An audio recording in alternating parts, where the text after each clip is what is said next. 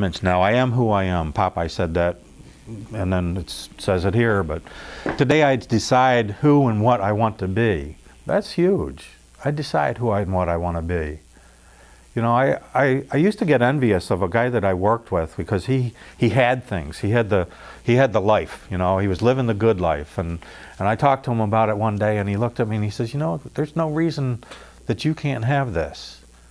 You know, and it was like, well, don't deflect it back on me. Don't put this on me. You were lucky. You were... No, the fact is he did things. His life was also a direct result of everything that he had thought and said and done up until that point. You know, I was going to set the world on fire when I got out of high school. I didn't need college. I was, you know, the world was my oyster, and I was going to go shuck it, and it just didn't turn out that way. The fact is, I didn't go to college. He did. He got a job based on his, you know, his education and so on and so forth. I accept responsibility for my life, and I can't look at others and say, oh, I wish. You know, 'cause he's married to his mortgage too. You know, I mean, it's easy to look at somebody else and want what they have. It's harder to look at myself and be grateful. It's harder to look at myself, and it's not hard anymore for me to be grateful. I'm extremely grateful for who I am more than what I have. You know, now I have a relationship with myself. I didn't have that before. And I think I had to have that before I could have one, before I could explore this relationship with God. That was always a fleeting thing for me when I was growing up. I went through rituals and things like that, but I didn't have a relationship. You know, I had things that were told to me that you're supposed to believe this, and today it's just totally different. By exploring myself, I have explored that part of me. Today I decide who I am and what I want to be. There's an image of who we really are in our hearts. It's the picture of the kind of people that we want to be. I like that. It talks about, in the basic text, it talks about the image of the kind of person that we would like to be is but a fleeting glimpse of God's will for us. That was huge for me.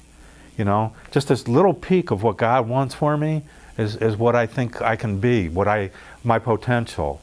You know, and I don't mean potential as an earner. I don't mean potential as a human being, as a compassionate, caring human being, able to do the right thing, able to resist temptation, the image of the kind of person that I would like to be is what God wants for me. And it talks about that too in here. I'm going to read a little bit out of this book. We express a lot of things which seem to be important wants and needs to us at first. As we grow spiritually and find out about a power greater than ourselves, we begin to realize that as long as our spiritual needs are met, our living problems are reduced to a point of comfort. I hadn't found that comfort in a long time. But I believed after establishing this relationship with God, getting this image of what God wants for me in my life, after I established that, I got real comfortable with, you know what, I can survive whatever happens. The things that I used to be afraid of losing controlled me. I don't have that control over me anymore. I guess I'm more willing to live the life that God wants me to live, no matter what it is. We eventually redefine our beliefs and understanding to the point where we see that our greatest need is for knowledge of God's will for us and the strength to carry that out. We're able to set aside some of our personal preference to do this because we learn that God's will for us consists of the very things we care most about. My life is becoming that. My life is becoming that, and there's great peace and serenity and comfort in that. I don't have to have all the answers. I don't have to. I know that what God wants for me, that if I do God's will, good things are going to happen. That I'll be on the path that I need to be on. That's not to say that people won't be taken from me. That you know, I'll have to deal with death or debt or loss of any kind. Life is going to deal those things to me. But I draw strength in the fact that God is with me, and there's just a lot of power in that for me. And to remember that the image that I have, that that the Spirit of God lives in me, and that if I pay attention to that, then the way will be shown. The lamp will be lit at my feet. The path will be shown.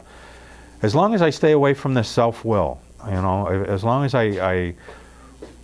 I'm trying to do what needs to be done.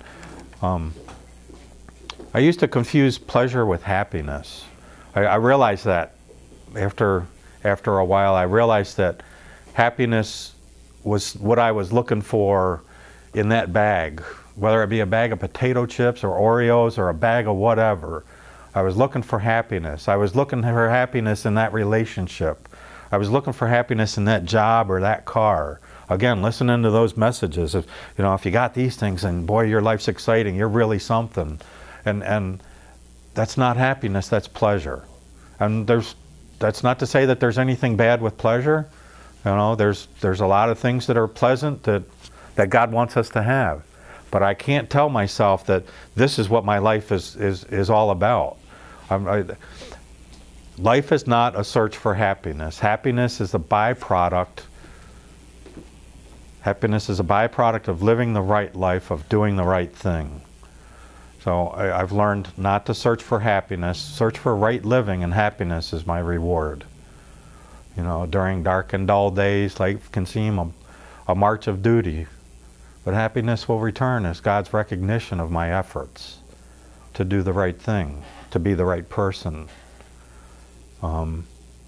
It's that kind of thinking, that kind of thought that brings me back and back again to choosing God's will over my will, and just staying on the path, embracing spiritual principles.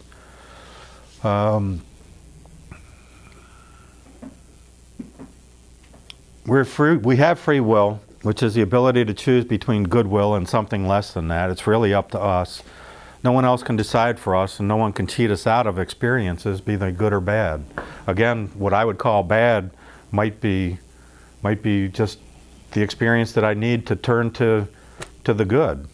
It's that 10,000th try that I might need to find out what does work. Our experiences are ours, and ultimately we are in charge of our lives. Order is present right now. Our lives are cradled in divine order. To see the correction. Today I am seeing the correction. I lay aside grievances. I can see for myself that sometimes I hold my fellow man, my brothers and sisters, I hold them hostage to my complaints. You've wronged me. You cut me off in traffic. You son of a gun. I fall into that part of the human experience. Take a moment now to picture a person in your life that you're in conflict with. The grievances come quickly into your mind. They do into mine. If you allow yourself to lay those complaints aside and see the person in a new light. For me, what it took was somebody talking about separate the person from the behavior. When I admit the need to be forgiven, I tend to be more forgiving. It's hard to do when you're in the middle of something. Might be hard to do for a day. Might be hard to do for 10 minutes. But if you just get back to the point where you see that, I like the way it was put somewhere, that I changed my life and now I scream out for justice, and what I really need still is mercy. If I need forgiveness, others do as well, and I need to be ready to do that. When I allow these complaints against others to be set aside, I can see a person in a new light. I notice how they've changed. I see them as a child of God, just like I am. It's a practice. It's a habit that I need to change. But it is a practice. We need to stop playing the victim and lay aside our grievances. Talking about foundation, in the foundation of this new life, I am inspired by Spirit. The foundation of who I am was laid by Spirit. It's the Spirit in me that connects with the Spirit in other people and makes me feel a part of not only the human race, but a part of God's family. And when I can recognize that we're all part of God's family, just things seem to go better. Positive change comes naturally from creative thought and action. Today I open my mind to all possibilities. I'm open and receptive to the inspiration of the Spirit that inhabits me. I allow the Spirit to guide me in what I would say and what I should do. I do face challenges, but today I realize the challenges are good things in disguise. I remember being at somebody's house. There were a group of people there, and there were some questions being asked out of a box. It was a game or a thing to do, and one of the questions that was asked was, what event in your life has caused you the most growth? And it struck me because everybody to a T mentioned the worst thing that happened in their life. If we keep that in mind when we're going through struggles, when we're going through challenges, we keep that in our mind that on the other side of this, I'm going to be a different person. I will be changed because of this. I will be stronger because of this. Because of this, I can offer others hope that find themselves in this situation.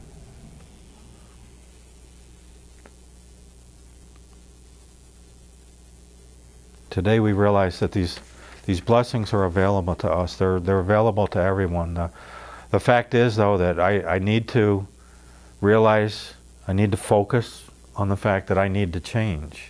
I need to keep that, maybe not in the forefront, because that would just be leading with my character defects all the time. If I focus on the defects, then they're probably going to come up. And what I really need to focus on is the changes that I need to see in my life. Today I see myself as a more forgiving person, slower to anger, quicker to forgive. A person that's going to treat myself and others with more respect. Going to learn how to do the right things for myself. I'm going to learn how to do the right things for my body. I'm going to learn how to do the right things for the right reason. And when I do that, I think I make more room in myself for the God of my understanding. And it just grows bigger and bigger.